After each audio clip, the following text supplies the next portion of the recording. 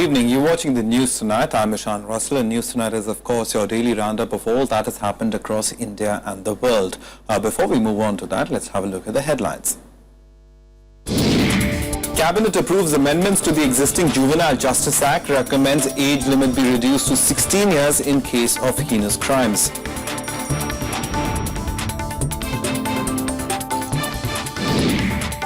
Government opposition sparring over net neutrality echoes in the Lok Sabha. Rahul Gandhi accuses the government of selling out to corporates. Here too, the government assures it's under no pressure.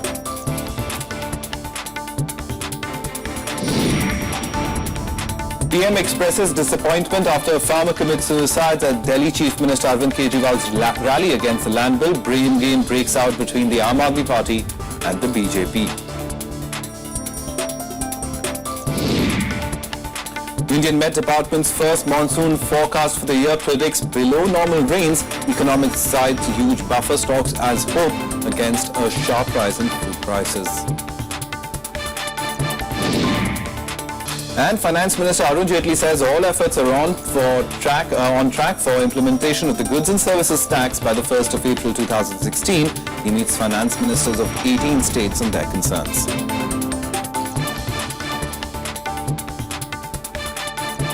The top story right now. In a major cabinet decision today, the government has approved amendments to the existing Juvenile Justice Act. The cabinet has cleared the proposal to try juvenile in the age group of 16 to 18 under laws for adults for heinous crimes. Under the existing act, the maximum punishment for such crimes committed by a minor is confinement in a home for a maximum period of 3 years. The cabinet had previously cleared the Juvenile Justice Care and Protection of Children Bill 2014 and sent it to Parliament. However, the Parliamentary Standing Committee on Human Resource Development had asked for the provision of trying 16 to 18-year-olds to be reviewed. Earlier this month, the Supreme Court also said there is a need to relook at laws on juveniles involved in heinous crimes.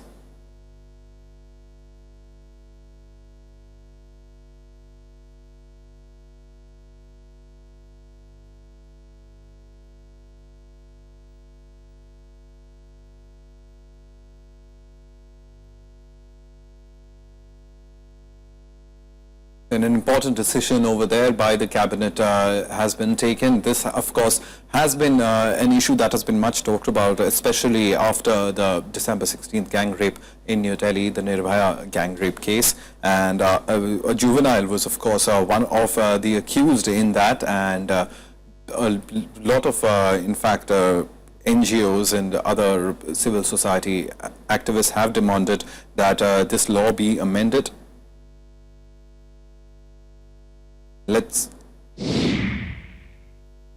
Juvenile justice को लेकर करके भी आज cabinet ने उसको approve किया है, जिसमें बाकी तो महत्वपूर्ण अपनी जगह पर है, लेकिन एक महत्वपूर्ण प्रावधान ये है कि अगर 16 से 18 के बीच में कोई हीनस टाइप का ऑफेंस होता है, जिसमें 7 साल से ऊपर की सजा का प्रावधान है, या तो उसमें अगर चिल्ड्रन कोर्ट ये पाता है कि इनको एडल्ट के रूप में ही इनके खिलाफ कार्रवाई की जाए पूरे अपराध की दशा को देखकर, तो ऐसे में उनको कोई एग्जेम्पशन नहीं मिलेगा जो 16 सालों से नीचे के चाइल्ड को, जुवेनाइल को मिलेगा. And we're joined by our correspondent Vishal here to help us understand. Vishal, a much awaited cabinet decision, this one, as far as the Juvenile Justice Act is concerned, especially in light of the protests and the conversations and the issues that erupted in the country after the Nirbhaya case. Well, yes, you're right. In fact, this bill, Ishan, was introduced in the Parliament in 2014, but then there are several amendments which have been made to this bill, because this bill was then sent to the Standing Committee. Standing Committee submitted its report, and several of the suggestions of the Standing Committee have been incorporated, but one of the major amendments which have been done, or rather approved by the Cabinet, is the fact that the age under which, a child will be considered as an adult if he or she commits a heinous crime has been reduced from 18 to 16. Now, the way entire process will take place is that the Juvenile Justice Board will take a considered view as to whether or not the person who has committed the crime between the age of 16 and 18 should be tried as a child or should be tried as an adult. And just because this particular decision will be taken by the Juvenile Justice Board, which has a psychiatrist and a social expert also on its board, the very fact that the rights of the juvenile should be protected That is taken care of, and once the Juvenile Justice Board takes a decision, and if at all the JJB decides that this person should be categorized as an adult who has committed this heinous crime, then the entire trial will be conducted on that person who is going to be above the age of 16 years or between the age of 16 to 18 years as an adult under the IPC sections. So all these, this particular amendment has taken care of both the issues. One, the apprehensions which were raised about this age group that is between 16 to 18, and the reports which were suggesting that the crime, the rate of crime committed by the children between this particular age group has gone up, and a stern action or stern measure needs to be taken by the government. Also, the fact that in taking that strong step or a stern action or putting in place a strong law, the rights of the juvenile should also not be, should also not be overridden, and that is also taken care through the very fact that this decision will now be taken by the JJP and not a usual court. All right, Vishal, many thanks for that understanding for us. So that was the big cabinet decision as far as the amendment to the Juvenile Justice Act is concerned. But let's talk about what happened in Parliament today. The Lok Sabha is already on. The Rajya Sabha starts tomorrow. And the internet neutrality debate was the focus of the sparring between the government and the opposition in the Lok Sabha, with Congress Vice President Rahul Gandhi taking up the charge here too, accusing the government of selling out to corporates. Now, the government promised it fully supported internet access for all, rejecting it was under any pressure on the issue. The net neutrality debate is a trial balloon floated by the government to hand over internet space to corporates. Rahul Gandhi charged in the Lok Sabha on Wednesday, vowing to oppose it tooth and nail. Gandhi cited the fight for net neutrality on Facebook, Twitter and other social media platforms. He stressed that the Congress would keep up pressure on the government on the issue. 1 million people have registered to fight for net neutrality. Youth have voted. They are asking on Twitter, on Facebook, on all other applications. They are fighting for net neutrality, and this government is trying to carve out the net and hand it over to some corporates. I would request the government to please stop the TRAI consultation and to look into changing the law or writing a law for net neutrality. Thank you. The issue dominated the 0 hour in the Lok Sabha on Wednesday, the government refuting allegations of being under pressure of corporates on net neutrality, insisting that it and not the TRAI would take a final decision on the matter. Telecom and IT Minister Ravi Shankar Prasad said the government stood strongly against any form of discrimination on availability of the internet to the masses. सदन को बहुत विनम्रता से बताना चाहते हैं कि इस कंट्रोवर्सी के आने के पहले ही मैंने कहा था कि हमारी सरकार इस देश के नौजवानों के इंटरनेट के एक्टिविज्म का अभिनंदन करती है, जिसने हिंदुस्तान के आईटी पावर को आगे बढ़ाया। हमारे प्रधानमंत्री ने डिजिटल इंडिया की कल्पना की है, जिसे हम इंप्लीमेंट कर रहे हैं, जिसमें उनका निर्देश है सारे देश के लोगों को इंटरनेट की सुविधा उपलब्ध होनी चाहिए। The government has clarified that a committee has been formed to study the net neutrality issue. It's been asked to submit its report in the second week of May. The TRAI has also initiated discussions on the matter. In the last few weeks, the launch of Airtel Zero and Internet.org have fueled a massive debate on the net neutrality issue, with activists in several websites initiating petitions against tampering with it. Bureau Report, Rajya Sabha Television. Now, for the second successive year, monsoon is likely to be below normal across the country. The prediction indicates parts of northwest and central India to be the most affected regions. Releasing the first forecast for 2015, Science and Technology Minister Harshvardhan said the rains will be 93% of the 50-year average. He said that the chance of deficient monsoon is 33% and the probability of normal monsoon is 28%. The prediction will add to the concerns of the government over the output prospects for major summer crops such as rice, cane, soybean and cotton. Last year's deficit monsoon and unseasonal rains in the past few months that destroyed standing crops across large parts of the country are a major cause for concern. Quantitatively, the monsoon seasonal rainfall is likely to be 93% of the long period average, that there is a 35% probability of monsoon rainfall to remain below normal. And last month's inclement weather may have caused widespread damage to the rabi crop, but there's still hope for consumers. While the wheat crop suffered maximum damage, overflowing buffer stocks are expected to hold prices down. But the rains may still have some impact on fruit and vegetable prices, particularly mangoes. The recent unseasonal rains may have wrecked many a farmer's life, but they may not impact prices yet, especially for wheat and rice. For against the requirement of 21 million tons of rice and wheat for April, India is holding buffer stocks of 49 million tons. Moreover, retail inflation has already declined, having softened to a 3-month low in March. Extensive damage has happened to wheat. Certainly there will be a pressure, but because we have substantial food stock and storage of wheats available, so I guess government has the ability to intervene in the market and probably not let the wheat prices flare up. The fall in prices is more substantial when seen over a period of 1 year. Consumer Price Index for food and beverages fell from a high of 9.66% in April 2014 to 6.2% in March 2015. But damage to perishable commodities like fruits and vegetables could well offset this. I think this still does remain a cause for some caution at this point in time, despite the fact that we have seen easing of both wholesale and retail inflation in the month of March. Worried about some fruits. So mango this year may not be as cheap as normally we are accustomed to, because mango crop has been damaged quite a bit. The RBI's first bi-monthly monetary policy review predicted a decline in inflation to 4% by August and then rise by the year end. Further, initial reports say this year's monsoon could be normal. Heartening news considering India depends on the southwest monsoon for 60% of its net sown area. Krishnan Tripathi report for Rajya Sabha TV. We'll slip into a very quick break right now, but coming up on the other side, we'll talk about the Rajya Sabha session that resumes tomorrow. We'll take a look at what to expect from the upper house.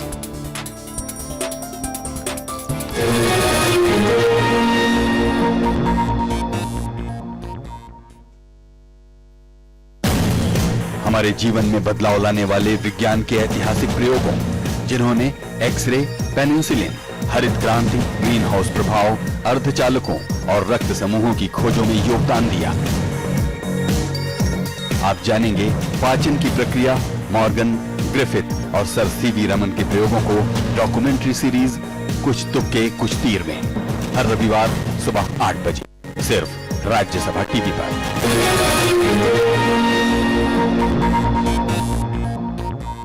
Welcome back. You're watching the news tonight. Now, tragedy unfolded at the Aam Aadmi Party's mega farmers rally in Delhi today. A farmer from Rajasthan committed suicide at the rally venue by hanging himself from a tree. The incident shocked the entire country, even as a blame game began among political parties. Prime Minister Modi expressed deep regret over the incident, saying he was completely shattered by whatever happened at Jantar Mantar today. What was meant to be Aam Aadmi Party's mega rally against proposed land reforms turned out to be a tragedy. A farmer from Rajasthan who came to participate in the rally committed suicide at the venue.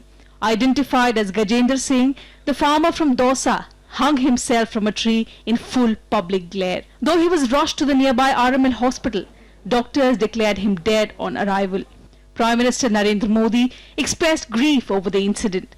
Home Minister Rajnath Singh also expressed deep condolences to the family and ordered immediate probe into the incident. The incident, however, triggered a political blame game.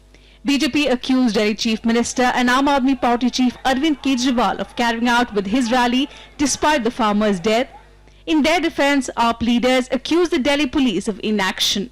These tall leaders of Aam Aadmi Party chose to watch the whole thing unfold in front of them right from the stage, but none of them came down the stage. Merely because of politics, humanity died today. Delhi police ने आज जो कार्रवाई ना करके बचाने का प्रयास ना करके जो घिनौना काम किया है, उसकी मैं किन शब्दों में निंदा करूं। हमारे कार्यकर्ता ही उनकी बॉडी को लेकर अस्पताल पहुंचे हैं। Congress meanwhile demanded registration of FIR against both Prime Minister Modi and Delhi Chief Minister Kejriwal, holding them responsible for the farmer's death. Entire country is ashamed today. A farmer has not only committed suicide today at Jantar Mantar, but Modi government and the entire nation must ponder over and think as to why, right from the fields and farms, farmer is committing suicide now at the doorstep of the parliament. Leaders of other political parties also condemned the incident in strong words. The police, meanwhile, has begun a thorough investigation in the matter. Police जो है इसमें मुस्तैदी से investigation कर रही है और जो आवश्यक था वो उस समय किया गया, जो आवश्यक है इस समय वो किया जा रहा है. The Rajasthan government has announced compensation to be given to the deceased farmer's family in Dausa. Bureau Report, Rajya Sabha TV. Finance Minister Arun Jaitley today said he is optimistic on the introduction of the goods and services tax from the 1st of April next year. A constitution amendment bill on GST, he said, may be passed in the current session of Parliament. Jaitley met finance ministers of 18 states today to discuss the roadmap for the rollout of the GST. A review of the progress of goods and services tax in the states at a meeting of finance ministers of 18 states with Union Finance Minister Arun Jaitley. The move will create a nationwide unified market and remove trade barriers in the form of cascading effects of taxation from April 1st, 2016. Jaitley said he had near unanimous support from the states, terming GST a win-win situation for all. He underlined that targets are well on track to being met. We will go ahead with the constitution amendment in the current session of Parliament. Thereafter, there are going to be 3 legislations which the empowered committee will work on. Also, the work of the subgroups has been going on. Some interim reports, etc., have been submitted. And we are trying our best to work up to an endeavor where, with the support of the IT backbone which has been created, we try and maintain the target date of 1st April 2016. Jaitley had offered to compensate the states for any loss of revenues following the implementation of the GST. He expressed hope that issues in the run-up to the introduction of GST would be smoothened out. The bill has already been introduced. I'll be giving notice of it being taken up for discussion in the Lok Sabha. It's a constitution amendment. It needs the support of 2/3 members of both houses of Parliament and thereafter ratification of the states. Investors and manufacturers have long advocated the GST as a way to simplify taxes while broadening the tax base, adding as much as 2 percentage points to economic growth. It's been held up with some states reluctant to give their assent for fear of revenue losses. This meeting sends out all the right signals. Bureau Report, Rajya Sabha Television. The signals might be right, but what else can we expect as far as the GST is concerned? We're joined by Himanshu Vats, Senior Editor of the Economic Times, to help us understand this issue a little better. Thank you very much for talking to us, Mr. Vats. Very quickly, first up, as far as the roadmap for the GST goes, everything seems to be in place. The states are being on board, and the government looking quite confident to get this landmark legislation through. Yes. The government has reason to be confident because they've been able to push through some important legislation earlier in the session. For example, the coal ordinance, the new law. It is very important that states are giving assent to this. They're coming on board because their consent is absolutely vital to get this law through. Because, in the existing constitution framework, there are certain taxes which the centre can levy, certain taxes which the states can levy. And therefore you need a constitutional amendment given the federal structure to introduce this new law. This law is going to be a path-breaking tax reform which I think will necessarily increase compliance, and it also reduces the actual level of tax because you only tax the value addition at every stage of manufacture. So it's a very important law, and it can be a game changer for the economic development of this country. All right, but there have been some concerns expressed by a few states as far as disbursement is concerned. Is that bigger concern right now that it could derail the entire process? Or do you think, given the way things are going, it looks pretty all right, and 2016, the 1st of April, the GST could be in place? See, the actual implementation, the legislative parliamentary approval, I think will be on track. As far as concerns are concerned, states have reasons to be slightly worried, some of them, because they are worried that this tax will actually reduce the level of taxation, because at every stage of a process you are taxing only the value addition, not the entire transaction, entire good. Therefore they are worried. The flip side is that once you have a tax system where you pay incremental tax only to the value you have added. For example, if I buy a good for 100 rupees, out of which 20 rupees is tax already paid, then the tax I will pay will be on the 80 rupees, not the tax already paid.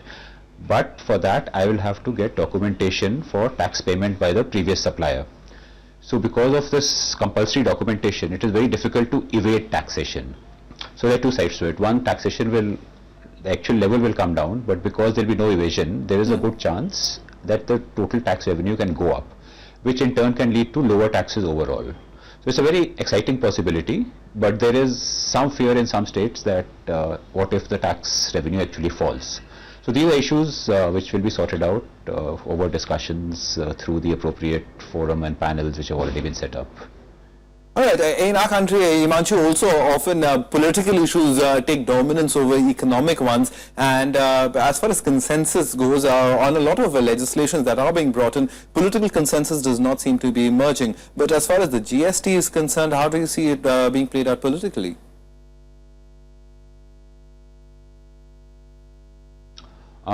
See, GST is a slightly complex thing for many state governments, who are used to, if they want to generate revenue, they say, okay, let's increase the tax on this product by so much. They want to give a concession to a particular lobby or a particular industry in a particular circumstance. They'll say, okay, let's cut taxes here so much. So for some of them, there's a feeling of little bit of a loss in their own fiscal independence and fiscal power. So those kinds of concerns are there. Many of them do not fully understand it. Some are concerned that in the administration of this tax, the center might have a slightly higher say than the state would. Right. So these are understandable concerns which need to be sorted out in the context of overall economic good of the country, including the states concerned who are voicing certain concerns. But I'm pretty optimistic that over a period of time with discussions and the assurance by the state that if there is a revenue shortfall for a particular state, right, the center is there to help them. So I think it should be sorted out. It looks pretty much in track. All right, so everything for the GST seems to be on track. That's what the Finance Minister also said today. Himanshu Bhatt, thank you very much for coming in and helping us understand this topic a little better. All right, moving on now. The 235th session of the Rajya Sabha will begin tomorrow to further take up the financial business as part of the ongoing budget session of Parliament. The upper house will have a total of 13 sittings and the session will conclude on the 13th of May. Our correspondent Vishal Dhaya takes a look at what is expected in this session.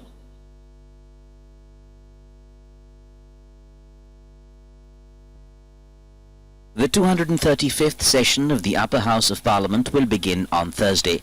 Discussion on demands for grants of railways and general budget for 2015-16 and passing of relevant appropriation and financial bills will be taken up by the Upper House. Discussion on working of 5 ministries is also part of the main agenda for the 235th session of the Rajya Sabha. The ministries to be discussed are Ministry of External Affairs, Ministry of Petroleum and Natural Gas, Ministry of Law and Justice, Social Justice and Empowerment Ministry, and Ministry of Micro, Small and Medium Enterprises. Meanwhile, with the opposition stepping up the offensive in the Lok Sabha, issues like land acquisition bill and agrarian crisis seem all set to remain in focus in the upper house as well. However, the government has sought cooperation from the opposition. We are absolutely confident that the opposition will stand united. All of us are very clear. We have been in close coordination. They are engaged in a false propaganda. We are determined to oppose it, and we are determined to expose this government and its policies. Samajwadi party और BJP में 36 का रिश्ता है और राष्ट्र हित में और किसानों हित में समाजवादी पार्टी कोई भी समझौता नहीं करेगी. It was the previous government which gave exemption for 13 laws where land could be acquired. We have made small amendments in that, so I don't think there is any reason why the opposition and the people in the Congress party should oppose that bill. The 234th session of the Rajya Sabha, which constituted the first part of the budget session, was adjourned on March 20th, 2015. It was subsequently prorogued on the recommendation of the Cabinet Committee on Parliamentary Affairs. Vishal Dahiya's report for Rajya Sabha Television. External Affairs Minister Sushma Swaraj is representing India at the 60th commemoration of the historical 1955 Asian-African Conference that's underway in Jakarta, Indonesia. Participating nations today focus strongly on stepping up cooperation against organized crime and global terror. During the opening speech, Indonesian President Widodo also expressed support for the Palestinian independence. Here's more.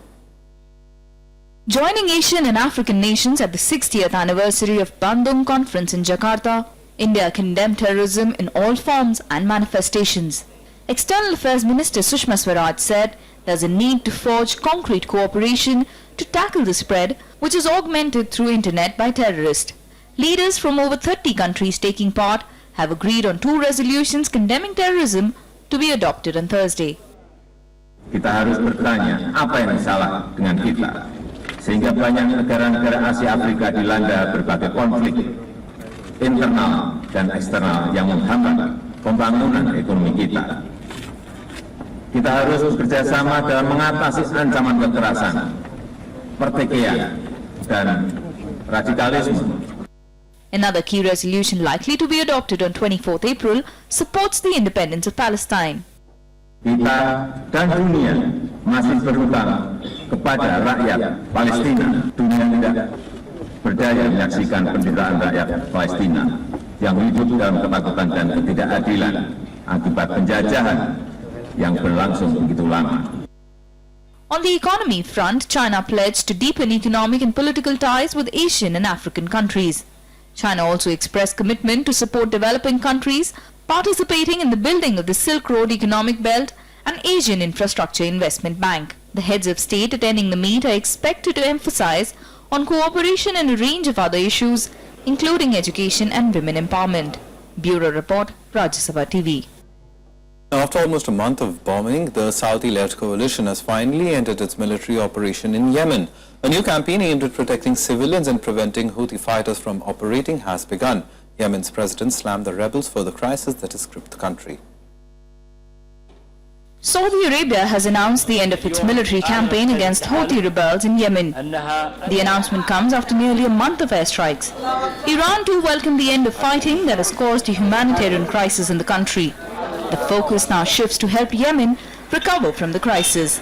The coalition will continue to perform their operation in matter of renewal of hope for Yemen, wishing that Yemen will become again a stable and secure country for the region and for the Yemeni population who deserve that. توقف کشته شدن مردم بیگناه اقدام مثبتیه، گام مثبتیه که در بحران یمن شاهد اون هستیم. ما امیدوار هستیم که در اسرع وقت در اولین زمان امکان ارسال کمک‌های انسان دوستانه فراهم بشه. وزارت امور خارجه و هلال احمر و The World Health Organization has warned of health crisis with increasing shortage of life-saving medicines in Yemen. The conflict has also disrupted the supply and availability of food, fuel, water and electricity across Yemen. Yemen's President Hadi slammed the rebels for the present crisis. The World Health Organization is warning of the imminent collapse of healthcare services in Yemen. Health facilities are facing increasing shortages of life-saving medicines and vital supplies, frequent disruption in power supplies and lack of fuel for generators. والتفوا حول مصلحة الشعب اليمني الباحث عن الحياة واستعادة دولته وهو الهدف الرئيسي لعاصفة الحزم. United States has warned Iran not to send weapons to Yemen that could be used to threaten shipping traffic in the region. Weapons delivered to factions within Yemen that could threaten navigation, that's a problem. And we're not sending them obscure messages, we send them very direct messages about it. My hope is generally that we can settle down the situation in Yemen. Health facilities. According to UN statistics, airstrikes against Yemen have caused at least 500 civilian deaths and injured more than 1,700 others. Over 1,20,000 people have fled the war-torn country in the last few weeks. Bureau Report, Rajya Sabha TV. Well, that's the news tonight. Good night.